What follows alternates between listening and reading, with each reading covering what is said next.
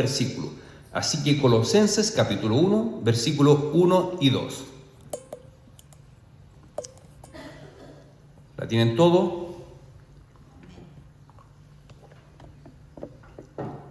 Dice así la palabra del Señor. Pablo, apóstol de Jesucristo, por la voluntad de Dios, y el hermano Timoteo, a los santos y fieles hermanos en Cristo que están en Colosas, gracia y paz sean a vosotros de Dios nuestro Padre y del Señor Jesucristo. Oremos. Señor, acá estamos delante de ti, hemos leído tu palabra, queremos escuchar tu palabra, queremos que tu palabra nos hable, Señor, que hable nuestras vidas, que hable nuestros corazones. Estamos hambrientos de oír tu palabra. Por lo tanto, yo te ruego que tu Espíritu Santo nos guíe, Señor, para estar receptivo y abra nuestro entendimiento para poder sacarle el máximo provecho a tu palabra. Te lo pedimos, Padre, en el nombre de nuestro Señor Jesucristo. Amén. Vamos a comenzar diciendo que esta carta fue escrita por el apóstol Pablo cuando estaba en su primera prisión en Roma. Pablo estuvo preso en 2 ocasiones en Roma. En la segunda ocasión fue antes de su muerte. De ahí de la cárcel no salió. Ahí fue el momento de su muerte, cuando escribió la última carta, que fue segunda de Timoteo. Pero en su primer periodo de prisión, Pablo escribió 4 cartas. Escribió una, esta Colosenses, también escribió Filipenses, Efesios y Filemón. 4 cartas que escribió Pablo en prisión. Las escribió por allá al año del 61 al 63, se cree, obviamente después de Cristo, escribió esta carta. ¿Y por qué escribe esta carta? Porque amigos cercanos a él lo visitaron en la cárcel. Uno de ellos fue Timoteo. De hecho, cuando escribe esta carta dice que estaba con Timoteo. Y otro amigo cercano a él que lo visita en su prisión en Roma es un hombre llamado Epafras. ¿Quién era este Epafras? Era un amigo cercano de Pablo que había fundado una iglesia, que había plantado una iglesia en la ciudad de Colosas. Cuando Pablo estuvo aproximadamente 3 años en la ciudad de Efeso, al parecer personas que lo escucharon predicar ahí en Efesio, después fueron a Colosas y plantaron esta iglesia. Uno de ellos era Epafras. Efesos era una ciudad capital, una ciudad portuaria, una ciudad importante en la época. Colosas era una ciudad mucho más pequeña hacia el interior de la capital, que era Efeso, de aquella región. Es como diríamos hoy en día, tenemos una capital que es Santiago y tenemos ciudades más pequeñas al interior, por ejemplo, San Fernando. Así que Colosas sería como el equivalente a San Fernando. Santiago sería como Efeso, una ciudad pequeña al interior, Colosas, como nosotros, como San Fernando. Así que esta iglesia surge en una ciudad pequeña del interior de aquella región llamada en aquella época Asia Menor. Hoy en día es un país llamado Turquía. ¿Y por qué? ¿Cuáles son los motivos que tiene Pablo para escribir esta carta? Bueno, porque Epafras le relata cómo estaba la iglesia en Colosas. Obviamente, como en toda iglesia, habían cosas muy buenas, de las cuales habla Pablo en el capítulo 1, pero también había muchos problemas. Y entonces, fundamentalmente en esta carta, Pablo les enseña acerca de Jesucristo, que tengan una mejor comprensión de Jesucristo y su obra para poder combatir los problemas que habían en la iglesia de Colosas. ¿Y qué tipo de problemas habían en Colosas? Habían varios problemas, pero los voy a resumir en 3 grandes problemas. El primer gran problema que había en Colosas se llama sincretismo religioso. ¿Han escuchado esa palabra ustedes? Sincretismo es una mezcla de cosas, sincretismo. Y cuando hablamos de sincretismo religioso, hablamos de una mezcla de religiones. Eso sucedía en Colosas. Había gente que venía del judaísmo que se había convertido a Cristo y trataban de mezclar elementos de la religión judía con el cristianismo. Habían personas que venían del paganismo, de cultos paganos, cultos a demonios, y querían mezclarlo con el culto cristiano. Eso es una mezcla, eso se llama sincretismo religioso. Algo que ocurrió mucho acá en Latinoamérica con la llegada de los españoles. ¿Cuál era la religión que traían los españoles? El catolicismo romano. Pero acá se encontraron con cultos paganos, religiones paganas de los indígenas, y ellos no rechazaron del todo el culto de los indígenas, sino que lo mezclaron el culto católico romano con las religiones paganas de los pueblos indígenas. Y así como ustedes ven, por ejemplo, en el norte de Chile, la famosa fiesta de la tirana, la famosa diablada, que la gente se pone en máscara, cabezas de demonio y comienzan a bailar delante de lo que llaman la Virgen de la Tirana. Eso es claramente un sincretismo religioso, una mezcla entre catolicismo romano con la figura de la Virgen y la diablada, que son alabanzas o bailes a los demonios. Por lo tanto, eso es un sincretismo religioso. En realidad, el catolicismo romano en toda Latinoamérica es un sincretismo religioso. Ahora, el sincretismo religioso no se da solamente en el catolicismo romano, también se da el sincretismo en iglesias evangélicas. Por ejemplo, cuando ustedes ven, cuando en ciertas iglesias hay elementos propios de los tiempos de los judíos, del culto judío, por ejemplo, iglesias tienen la bandera de Israel adelante del culto. Eso es un sincretismo religioso. O cuando ocupan instrumentos como el famoso shofar que lo compra en Israel, eso es un sincretismo religioso. Están mezclando judaísmo con cristianismo. O cuando en iglesias realizan oraciones por el Estado moderno de Israel, eso también es un sincretismo religioso, incluso un sincretismo político, porque el Estado moderno de Israel tiene que ver con una corriente política llamado el sionismo político. Así que eso es un sincretismo, mezclando elementos políticos con elementos del Antiguo Testamento con el culto cristiano. Eso es un sincretismo. O por ejemplo, hay otro tipo de sincretismo. Me ha tocado ver en iglesias que tienen una especie de un vasito con agua y lloran por ese vaso y dicen: si usted se toma este vaso va a sanar de su enfermedad. Es como el agua bendita porque lo va a curar. Eso es un sincretismo, es pretender mezclar elementos del cristianismo con cultos paganos, con cultos espiritistas incluso, con cultos realmente satánicos, mezclar elementos del satanismo con el cristianismo. Entonces, el sincretismo es una realidad actual, no solamente se daba en Colosas. Así que el mensaje de Pablo a los colosenses está plenamente vigente para nosotros hoy en día. El sincretismo religioso es una realidad hoy en día en medio de nuestro contexto occidental. Se da mucho el sincretismo, esa mezcla de religiones. Hay de repente iglesias evangélicas donde los músicos le llaman levitas. Eso es un elemento propio del judaísmo del Antiguo Testamento, no tiene nada que ver con el culto cristiano neotestamentario. Eso es sincretismo religioso, ¿ya? Ese era uno de los problemas que había en Colosas. Pero yo dije que iba a agrupar en 3 grupos estos problemas que había en Colosas. Un segundo grupo de problemas podríamos llamarlo una falta de comprensión de la suficiencia de Cristo. Cristo es suficiente para la salvación. Si pretendemos agregar algo a la obra de Cristo para obtener la salvación, eso se transforma también en un grave problema. Se transforma en una herejía, porque estamos quitándole valor a la obra de Cristo, diciendo: no es suficiente la obra de Cristo, tenemos que añadir otras cosas.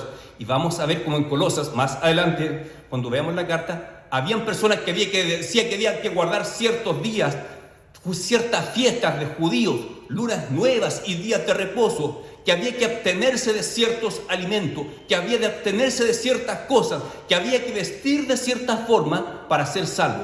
O sea, no era suficiente poner fe en Cristo para ser salvo, sino que además había que cumplir ciertos rituales, ciertas dietas y con cierta vestimenta para poder ser salvo. Eso es añadir obras a la salvación realizada por Cristo. La salvación es por gracia de Dios y la recibimos por la fe en Jesucristo, y esto es un don de Dios, no por obras, para que nadie se gloríe, como dice Pablo a los Efesios. Cuando uno dice: sí, soy salvo por la fe en Cristo, pero además tengo que hacer otra cosa, eso se transforma en una herejía. Estoy despreciando la sangre de Cristo. Cuando tú escuchas, de repente tú también se da en iglesias evangélicas: sí, tú eres salvo por la gracia, pero también tienes que aprender a vestirte, por ejemplo, con las mujeres siempre con vestido largo, para ser buena hijo de Dios, para ser salva. Eso es agregarle algo adicional a la obra de Cristo. Eso es despreciar la cruz de Cristo. Decir que la obra de Cristo no es suficiente para ser salvo, sino que yo tengo que hacer algo adicional para poder ser salvo. Eso también es un cierto tipo de sincretismo. Es una falsa fe, es un falso evangelio. Cada vez que te dicen, tú para ser salvo tienes que creer en Cristo y algo más, algo adicional, una obra adicional, eso es despreciar la suficiencia de Cristo. Había otro problema acá en Colosas, que las personas buscaban una experiencia espiritual además de su experiencia con Cristo. Vamos a ver más adelante cómo había en Colosas personas que rendían culto a los ángeles. Eso es buscar una experiencia adicional, como diciendo, mi experiencia con Cristo no es suficiente, tengo que buscar algo adicional. Eso también despreciar la suficiencia de Cristo. Cuando alguien no tiene una clara comprensión de lo que es que Cristo es suficiente para nosotros, las personas tienden a buscar otro tipo de experiencias espirituales porque piensan que su experiencia con Cristo no es suficiente. Eso es despreciar la obra de Cristo. Pensar que necesito otra experiencia más allá de Cristo es despreciar la suficiencia de Cristo. Todos esos son problemas que se daban en Colosas y por supuesto también se dan en medio nuestro hoy en día. Así que el mensaje de Pablo a los colosenses está plenamente vigente y actual para nosotros hoy en día. Otro problema que había en la iglesia de Colosas eran las relaciones familiares. Habían hermanos en la iglesia que tenían problemas a nivel matrimonial, tenían problemas con los hijos, habían hijos en situación de rebeldía, no había un buen trato entre esposo y esposa. Eso sucedía en Colosas, por lo tanto también Pablo ataca ese problema en esta carta. Pregunta, ¿ocurre en nuestros días, en nuestras iglesias también problemas familiares? Obviamente sí hay problemas familiares. Por lo tanto, todo lo que toca la carta a los colosenses es un mensaje actual para nosotros. Como decía el texto que leímos en 1 de Pedro recién, la palabra del Señor permanece para siempre. La palabra de Dios no pasa de moda, hermano. Está siempre vigente, siempre toca temas contingentes para nosotros. Entonces, esas son las dificultades que habían en Colosas. En esta iglesia de una ciudad pequeña como nosotros, pero los problemas son similares, se repiten, porque la naturaleza humana es siempre la misma. Pasan los años, pasan los siglos, pasan milenios, pero los problemas son los mismos, porque la naturaleza humana no cambia. Cambia el entorno, pero la naturaleza humana no cambia. Entonces vamos a ver los primeros versículos que dice: Pablo, apóstol de Jesucristo por la voluntad de Dios. Pablo se identifica como apóstol de Jesucristo no por voluntad propia, sino que por la voluntad de Dios. Cuando Pablo relata su conversión, en 1 Corintios dice que él fue el último de los apóstoles, porque era un requisito para ser apóstol, según Hechos capítulo 1, haber sido testigo ocular del ministerio del Señor Jesucristo. Pablo no cumplía ese requisito, por lo tanto dice Pablo, yo fui llamado como un abortivo, como un nacido fuera de tiempo. Yo fui llamado fuera de tiempo, porque el tiempo de los apóstoles eran los que habían estado presencialmente con el Señor Jesucristo. Por eso dice, yo como fui llamado fuera de tiempo, soy el último de los apóstoles. Y después de Pablo no hay más apóstoles. Cuando ustedes escuchan hoy en día, ver en YouTube o en cualquier lugar, alguien que se haga llamar a sí mismo apóstol, es un falso apóstol. No lo sigan. Los apóstoles fueron los 12 de Jesucristo y Pablo reconoce, yo soy el último de los apóstoles. Los apóstoles recibieron la autoridad de Dios para escribir la Biblia, el Nuevo Testamento, siendo inspirados por el Espíritu Santo. Es decir, cuando los apóstoles como Pablo, como Pedro, como Juan, escribieron estos textos, ellos eran inspirados. Es decir, todo lo que ellos escribieron es palabra de Dios, son mandamientos para nosotros y nos dirigen, nos dan directriz a nosotros como iglesia. No podemos despreciar ninguna porción de las Escrituras. Todo lo que escribieron estos hombres es palabra de Dios. No nos atrevamos a cuestionar lo que ellos escribieron porque asumimos que es palabra de Dios para nosotros. Muchas veces surge un mal entendimiento en lo que dice Pablo en 1 Corintios capítulo 7, cuando dice: esto lo digo yo, no el Señor. Y alguien puede interpretar que Pablo está dando su opinión personal y que no es palabra de Dios lo que está escribiendo ahí. Pero eso no es la idea de Pablo. En 1 Corintios 7, Pablo va a tratar un tema del cual no habló el Señor Jesucristo, que de los problemas que surgen en los matrimonios mixtos. Cuando se casa un cristiano con un no creyente, surgen dificultades. Y dice: de este tema no habló el Señor Jesucristo. Esto lo digo yo, dice. Pero no está diciendo que no está inspirado. Todo lo que él escribe es inspirado por Dios. Así que cuando dice esto lo digo yo, no significa que va a dar su opinión personal. Todo lo que él escribe es palabra de Dios.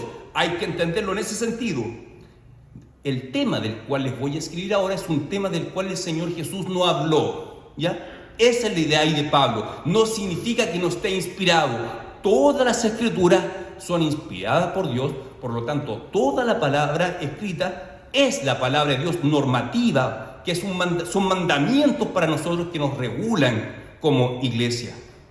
Así que Pablo es apóstol de Jesucristo por la voluntad de Dios, y el hermano Timoteo. No dice que Timoteo sea apóstol, dice que Timoteo estaba con él porque lo fue a visitar cuando él estaba en prisión. Claro, Timoteo era parte del equipo apostolar de Pablo, claro que sí. Como también hay textos, principalmente en Hechos, se mencionan a otras personas, como por ejemplo Junias, dice Junias entre los apóstoles. No quiere decir que esta persona era un apóstol, sino que era parte del equipo de los apóstoles, los ayudantes que estaban con ellos. Como cuando se produce una cirugía, la cirugía la lleva a cabo un médico, pero el médico tiene un equipo médico con él en el pabellón, y los que están en el equipo no todos son médicos, hay enfermeras, hay otro tipo de profesionales, pero se habla del equipo médico. Acá también se habla del equipo epistolar. El equipo de los apóstoles estaba formado por muchas personas, pero no todas esas personas eran apóstoles. Apóstoles eran los 12 y Pablo y nadie más. Y versículo 2 dice: a los santos y fieles hermanos en Cristo que están en Colosas. Ustedes ya escucharon todos los problemas que habían en la iglesia de Colosas. Sin embargo, ¿cómo se refiere a estos hermanos? Pablo dice: santos y fieles hermanos en Cristo. Hermano, todo creyente en Jesucristo es un santo. Muchas veces las personas traen una noción católico-romana de lo que es la santidad. Durante la Edad Media, la Iglesia Católica comenzó a catalogar a ciertos cristianos extraordinarios para canonizarlos y llamarlos santos. Por ello dicen: tenemos santos y los demás no somos santos. Pero la Biblia enseña que todo creyente en Jesucristo es un santo. Si yo te pregunto: hermano, ¿tú eres un santo? Bueno, si tú estás en Cristo, sí, tú eres un santo, así lo dice la Biblia. Dice, ¿por qué? Porque cuando tú pusiste tu fe en Jesucristo y fuiste justificado por la fe en Jesucristo, la justicia de Cristo, la obediencia plena de Cristo a la ley de Dios, te es imputada a ti. Por lo tanto, tú eres declarado justo y santo delante de Dios, no por tus obras personales, no por tu búsqueda de santidad personal, sino que por la vida y obra de Jesucristo. Tú, al poner tu fe en Jesucristo, eres revestido con la justicia y la santidad de Cristo. Eso no significa que no tengamos que crecer en santidad. Por ejemplo, cuando el apóstol Pedro en su primera carta dice: sed santos como yo soy santo, citando un texto de Levítico, obviamente nosotros tenemos que buscar la santidad, un término que los teólogos usan para denominar esta doctrina es la santificación. La santificación es un proceso continuo en la vida del cristiano que parte desde el día de tu conversión y finaliza el día de nuestra muerte. La santificación significa que continuamente estamos creciendo en la madurez cristiana, apartándonos del pecado y buscando parecernos al Señor Jesucristo, apartándonos del mal y buscando la santidad. Ese proceso continuo se llama santificación. Ahora, diferente es que nosotros somos ya considerados santos y justos por Dios. Por la obra de Cristo, Dios ya te ve como un justo y como un santo. Así que, si tú estás en Cristo, eres un santo. Aquí toda la diferencia es la preposición en. Cuando dice hermanos en Cristo. Los que están en Cristo son santos y fieles. Santos y fieles hermanos. ¿Qué significa estar en Cristo? Significa que tú te arrepentiste de tus pecados y pusiste tu fe en Jesucristo, que has creído que Jesucristo es el Hijo de Dios, que vino al mundo, que vivió como un hombre, tomó forma humana, que fue a la cruz, tomó tus pecados y murió por tus pecados en la cruz, que murió y resucitó al tercer día y ascendió a los cielos. Si tú crees ese mensaje de todo corazón, significa que tú estás en Cristo. Y si tú estás en Cristo, ¿cómo te ve Dios a ti? Como un santo y como un justo. Por eso es que Pablo, a pesar de todos estos problemas que había en la iglesia colosa, se refiere a ellos como santos y fieles hermanos. ¿En esta iglesia hay problemas? Por supuesto que hay problemas. ¿Hay pecado entre nosotros? Claro que hay pecado. Pero ¿cómo nos ve Dios? Como santos y fieles. ¿Por qué? ¿Por nuestro mérito personal? ¿Por nuestra santidad personal? No, porque estamos en Cristo. Así que la preposición en es la que hace toda la diferencia. Estar en Cristo es lo que marca la diferencia en nuestra vida. Si tú estás en Cristo, eres hijo de Dios. Y como mencioné la semana pasada del castigo eterno para los pecadores en el infierno, y dijimos que pecadores son aquellos que no están en Cristo. El que está en Cristo es un santo. Así lo enseña la Escritura. Santos y fieles que están en Cristo, que están en Colosas. Otra vez la preposición en. Ser santo significa ser apartado para Dios. Estos hermanos fueron santificados en Cristo y están en Colosas. Es decir, fueron apartados por Dios para cumplir un propósito, en este caso, en la ciudad de Colosas. De tal forma que nosotros fuimos santificados por Dios para que cumplamos un propósito en el lugar donde Dios nos puso. Si tú vives acá en San Fernando, tú eres un santo y fiel en Cristo en San Fernando. Por lo tanto, en la ciudad de San Fernando tú tienes que proyectar lo que eres tú en Cristo. Si tú vives en otra ciudad o localidad cercana o en el lugar que sea, Dios te tiene ahí. O en la empresa donde tú trabajas, o en la universidad donde tú estudias, Dios te tiene ahí para que tú seas en ese lugar, manifiestes lo que tú eres en Cristo. ¿De qué forma tú manifiestas lo que eres en Cristo? Bueno, una, predicando el Evangelio, pero obviamente tú no vas a estar todo el día predicando el Evangelio, vas a estar estudiando, vas a estar trabajando. Y de la forma como tú estudias, tienes que reflejar a Cristo. Cuando tú estudias para sacarte excelentes notas, tú estás glorificando a Cristo. Cuando tu trabajo lo haces de excelente forma, cuando tú llegas a la hora, cuando tú no sacas la vuelta, cuando tú tratas de hacer lo mejor para la empresa donde tú trabajas, indirectamente tú estás glorificando a Cristo. Así que el reflejar lo que tú eres en Cristo, en el lugar donde tú estás, es el propósito de Dios para tu vida. A veces los cristianos se preguntan, ¿cuál es el propósito de Dios para mi vida? Bueno, Dios quiere que tú reflejes lo que eres en Cristo en el lugar donde tú estás, en tu familia, en tu hogar. Y reitero, donde tú trabajas o donde vives, tú tienes que reflejar el carácter de Cristo. Y sea cual sea el trabajo que tú tengas, desde el trabajo más sencillo hasta el más complicado, tú tienes que hacer tu trabajo de la mejor forma posible, porque de esa forma refleja lo que Cristo ha hecho por ti.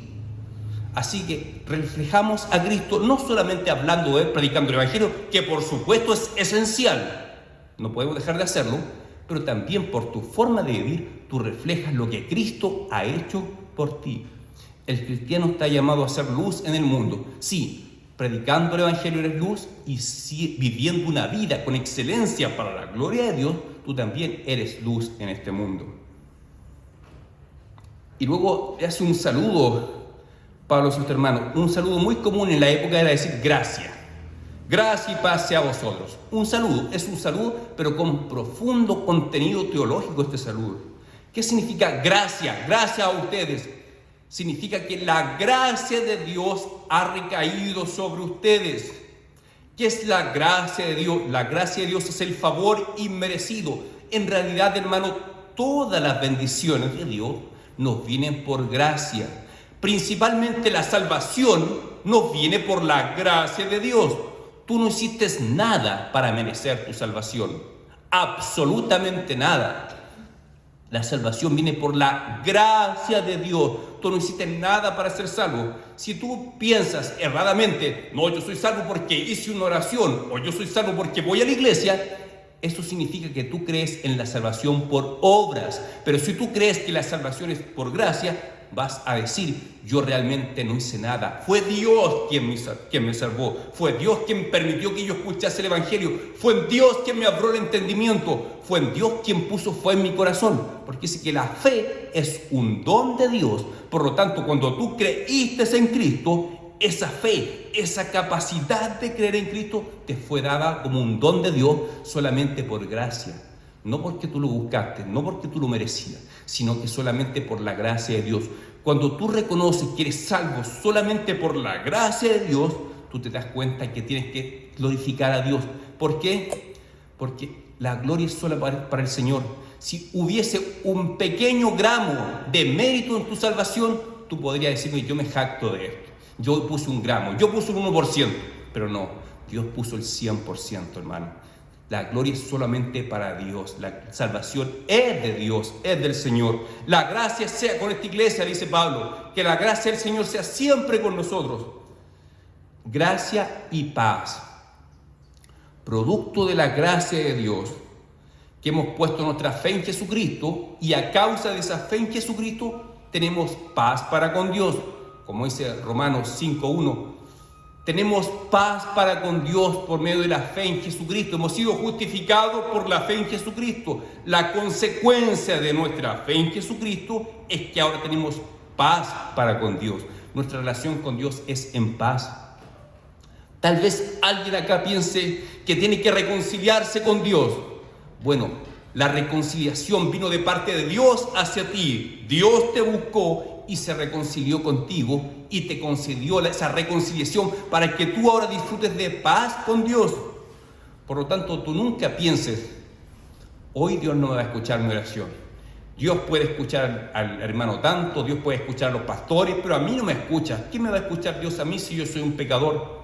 Bueno, pero tu relación con Dios es una relación de paz. Él es tu Padre y tú eres su Hijo. Por lo tanto, puedes acudir al trono de la gracia las veces que sea necesario.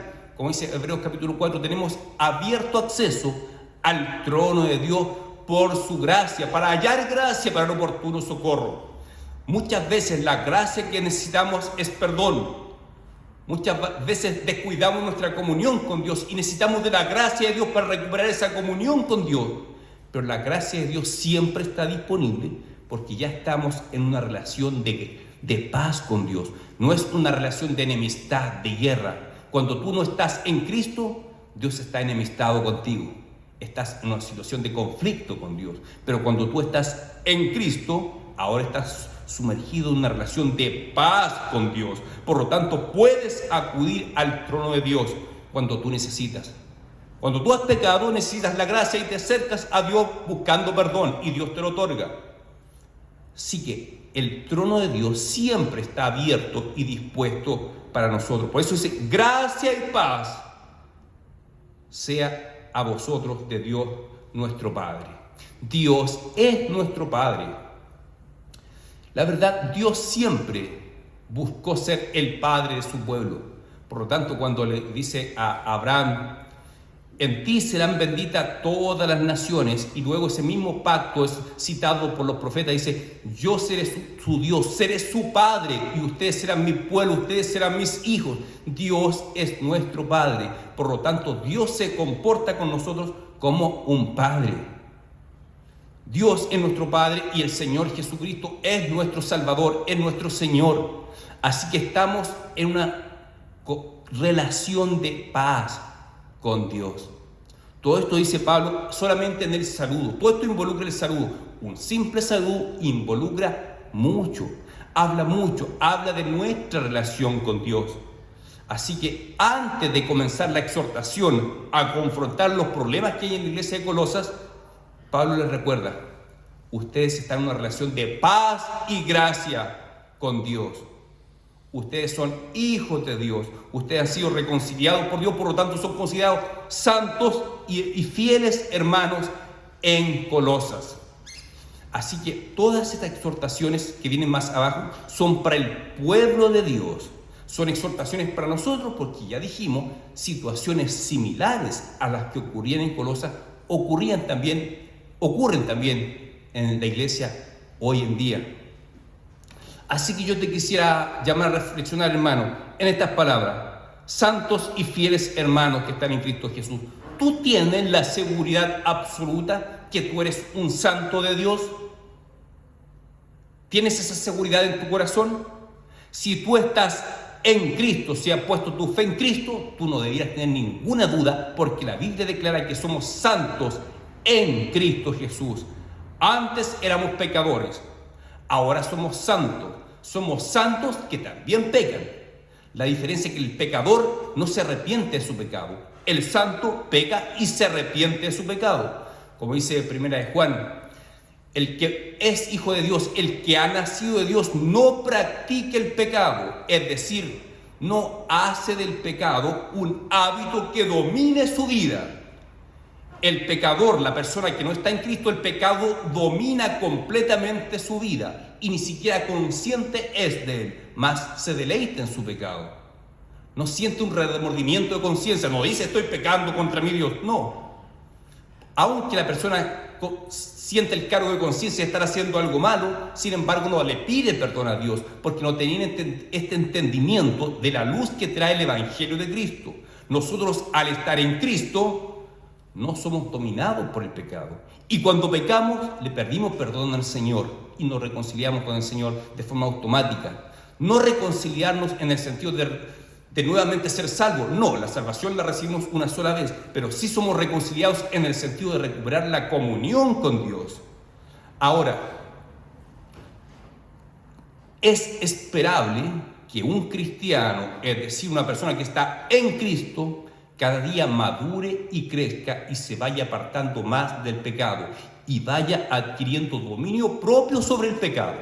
Pero eso lo entrega el Espíritu Santo de Dios. Por lo tanto, mientras nosotros más buscamos a Dios, más el Espíritu Santo nos llena y nos domina y toma el control de nuestra vida, entonces nosotros vamos creciendo en obediencia a la palabra de Dios. Así que hay una gran diferencia entre estar en Cristo y no estar en Cristo. Si tú estás en Cristo, eres un santo de Dios. Pregunto nuevamente, ¿tienes tu seguridad absoluta que eres un santo que está en Cristo? Si no es así, tienes que arrepentirte de tus pecados y creer el Evangelio de Jesucristo. Creer que Él dio su vida por ti y serás santificado por la sangre de Cristo. En resumidas cuentas, hermanos, el foco central de la carta de los Colosenses es ayudarnos a conocer más al Señor Jesucristo, conocer más de la suficiencia de Cristo, que Cristo es suficiente para todo. Ya lo vamos a ver en los pasajes más adelante. Así que Cristo es suficiente. Cristo es todo lo que necesitamos para ser salvos y para suplir todas nuestras necesidades espirituales. Cristo es suficiente. Así que solamente te dejo esa pregunta, hermano. Medita. ¿Tú estás seguro que estás en Cristo o todavía hay dudas en ti? Si todavía hay dudas, entonces ya no dejes pasar el tiempo. Rinde tu vida al Señor Jesucristo. Que Dios te bendiga, hermano. Vamos a orar. Señor Dios Todopoderoso, te damos gracias porque a pesar de nuestras faltas, a pesar de nuestros pecados, para ti somos santos en Cristo. Por tu obra, Señor Jesucristo, reconocemos que tú eres grande, que tu obra es maravillosa, que tú eres luz de luces, Rey de reyes, Señor de señores. Tú eres exaltado sobre todo, Señor Jesucristo. Y tú, Dios Trino, Padre, Hijo y Espíritu Santo, te mereces toda la gloria. Que la gloria no sea para nosotros, sino que toda la gloria sea para ti, por tu gracia que ha sido con nosotros. En el nombre del Señor Jesús oramos. Amén.